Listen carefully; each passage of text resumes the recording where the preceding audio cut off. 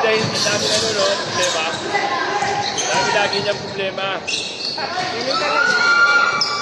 Kasi ano eh, sabi ko nga dun sa isa, huwag siya masyadong tumakbo. Yung parang nahihilo siya.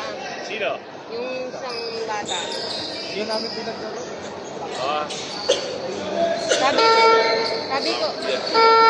Sabi ko, huwag ka masyadong tumakbo kasi pag takbo, lalo nakakailo yan.